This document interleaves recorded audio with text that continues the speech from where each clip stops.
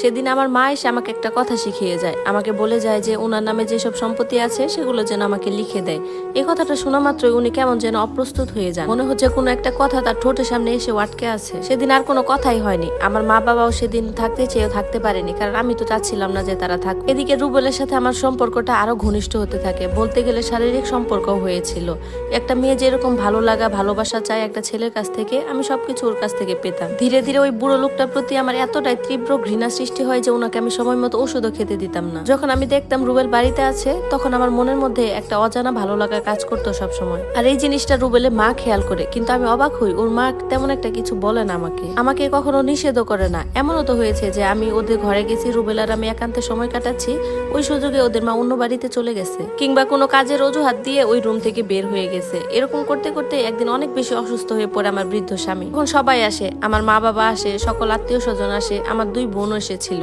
সবাই তখন ভেবেছিল যে এই বুঝে এই লোকটা মারাই যাবে এবার। ঠিক ওই সময় আমার স্বামীর আগের যে বউ ছিল তার 2 ভাইয়ের 3টা ছেলে আসে আমাদের বাড়িতে। তারা কেন এই বাড়িতে হঠাৎ করে এসেছে আমাদের কারো জানা ছিল না, কিন্তু তারা এসে বলে যে তাদের ফুপু মানে আমার যে সতীন ছিল তার সব সম্পত্তির ভাগিদার নাকি তারা।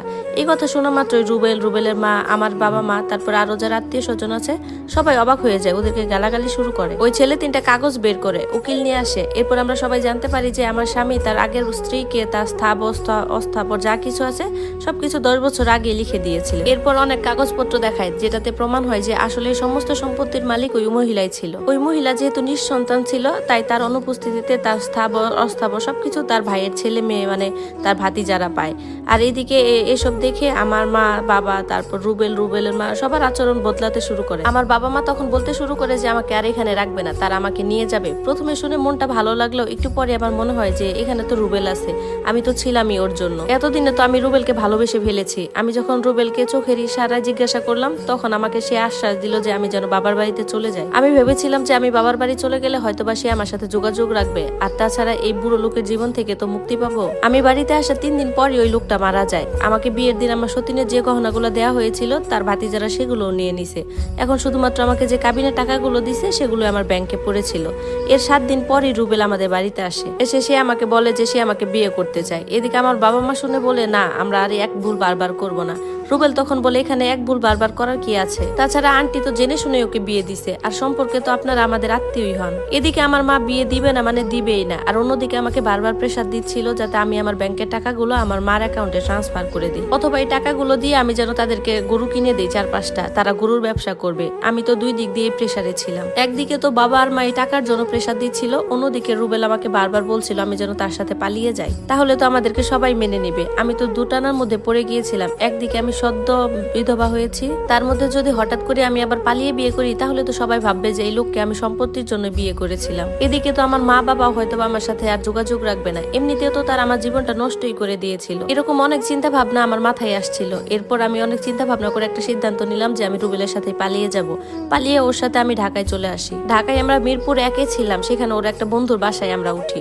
ওইখানে আমরা প্রায় 2 মাসের মতো ছিলাম। ওর বন্ধুর বউ আর আমরা মিলে একটা বড় ফ্ল্যাট নিয়েছিলাম। 2 মাস আমাদের ভালোই কাটছিল, মনে হচ্ছিল ও আমাকে অনেক বেশি ভালোবাসে। আমার ব্যাংক থেকে টাকা তুলে ওকে ব্যবসার জন্য দিচ্ছিলাম। টুকটাক ব্যবসাও করতো আর বাসায় অনেক বাজার করতো, যখন যা চাইতাম সব এনে দিত। তখন আমার মনে হতো যে এই মানুষটাই আমার জীবনের জন্য পারফেক্ট ছিল। ভুল করে ওই বুড়ো লোকটাই আমার জীবনে এসে পড়েছিল। এদিকে আমার মা বাবা আমার সাথে বারবার যোগাযোগ করার চেষ্টা করছিল, কারণ তাদের হাত থেকে তো সোনা ডিম পাড়া হাঁসটা বেরিয়ে গেছিল। মানে আমি থাকলে তো তাদের হাতে ব্যাংকের টাকাটাও থাকতো। আমি চলে আসার আগ পর্যন্ত বাবা মা আমাকে বারবার বলছিল যাতে আমি ব্যাংকের টাকাটা তুলে তাদের হাতে দিয়ে দিই, কিন্তু আমার মন সায় দিচ্ছিল না। আমি তো বাবাকে স্পষ্টভাবে বলে দেই যে আমি এখন টাকা তুলতে পারবো না।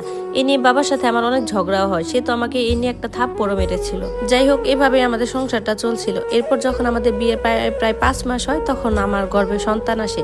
কিন্তু এই কথা শুনে আমার স্বামী টোটালি বদলে যায়। সে তখনও চাইছিল না যে এখনই আমি কোনো সন্তান নেই। আমি তখন আমার হাজবেন্ডকে বলি, কেন, আমাদের তো সংসার ভালোই চলতেছে, আমরা যেভাবে চলতে চাই সেভাবেই তো চলতেছি, আর তাছাড়া ব্যাংকে তো তখনও টাকা ছিল ছিল 10 লক্ষ টাকার মতো ছিল, আর এই 5 মাসে আমার 10 লক্ষ টাকা প্রায় শেষ হয়ে গিয়েছিল। ও তো বারবার আমার কাছ থেকে এক একটা বিজনেস করার জন্য টাকা নিত, আর বলতো প্রত্যেকটা বিজনেসে লস খাইছে, ধোকা খাইছে, এগুলা বলে বলে টাকা নিত। আমি ওকে কিছু বলছিলাম না, কারণ আমার গায়েও লাগছিল না কিছু, কারণ টাকাটা তো আমার নিজের ইনকাম করা ছিল না। কিন্তু আমি তো ঘুণাক্ষরেও টের পাইনি যে সে শুধুমাত্র এই টাকাটার জন্যই আমার সাথে সংসার করতেছে। যেদিনে আমি তাকে পুরো টাকাটা দিয়ে দিলাম, সেদিন থেকে তার সাথে আমার আর কোনো সম্পর্ক নেই, আমার সাথে আর কোনো যোগাযোগ করে না। এবার আসি আসল কথায়। যখন আমি কনসেপ্ট করছি শুনলাম, তখন সে তার মাকে ফোন দিয়ে সবকিছু জানালো। তার মাও আমাকে ফোন দিয়ে বুঝালো। সে সবসময় আমাকে খুব ভালোভাবে ডিল করতো, আমাকে কখনোই খারাপভাবে কথা বলতো না। আমার সাথে খুব ভালো সম্পর্ক ছিল, কিন্তু তার মধ্যে অনেক খারাপ গুণই ছিল, সেটা আমি বুঝতে পারিনি। সে আমাকে বুঝালো যে আমাদের সংসার তো এখনো বড় হওয়ার বাকি আছে, আমি যাতে এখন বাচ্চাটাকে অ্যাবর্শন করিয়ে ফেলি, আর ওনার ছেলেকে আমি একটা যে কোনো ব্যবসার হাল ধরিয়ে দিই। এরপর ওনার কথা মতো আমি বাচ্চাটাকে অ্যাবর্শন করিয়ে ফেলি। অ্যাবর্শন করানোর পর যখন আমি বাসায় আসি, তখন আমার স্বামী আমাকে বলে যে ওনার নাকি কোনো একটা বিজনেসের জন্য একসাথে 10 লক্ষ টাকা লাগবে। যখনই আমি টাকাটা দিতে অস্বীকার করি, তখনই সে আমার সাথে খারাপ ব্যবহার শুরু করে, এমনকি আমার গায়েও হাত তুলে। ততদিনে আমরা তার বন্ধুর বাসা থেকে বের হয়ে পাশে আরেকটা নতুন বাসায় উঠেছিলাম। তখন আর সাবলেটে ছিলাম না, সেখানে আর্মি ক্যাম্পের পাশে আমি একটা বাসা নিয়েছিলাম। বাসাটা অনেক সুন্দর ছিল। আমি ওই বাসার জন্য প্রায় 3-4 লক্ষ টাকার মতো ফার্নিচার কিনেছিলাম। আমি ওকে 5 লক্ষ টাকা দিয়েছিলাম, আর এই যে ফার্নিচার কিনলাম, আর বাকি যে 1-2 লাখ টাকার মতো ছিল, সেগুলো আমরা খাওয়া দাওয়ার পিছনে খরচ করে ফেলেছিলাম।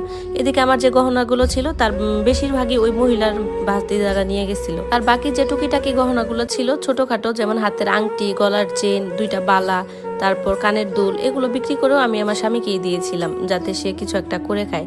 আর বাকি থাকলো আমার ওই 10 লক্ষ টাকা, আর সেটাও আমার স্বামীকে উঠিয়ে দিলাম একেবারে। সে বললো সে নাকি মার্কেটে একটা দোকান দিবে, আর সেখানে তার শেয়ার থাকতে হবে অনেক টাকা। তার বন্ধুর সাথে শেয়ার হবে, তার বন্ধু দিবে 20 লক্ষ টাকা, আর তার যেহেতু টাকা কম, তাই সে 10 লক্ষ টাকা শেয়ার দিবে। এটা বলে সে আমার থেকে টাকাগুলো নিল। ও তো আমার সাথে এমন খারাপ ব্যবহার করতো না, যাতে আমি চিন্তা করি সে আমাকে ধোকা দিবে। টাকাটা যেদিন সে নিয়ে যায়, সেদিন থেকে তার ফোন বন্ধ, তার মায়ের ফোনও বন্ধ।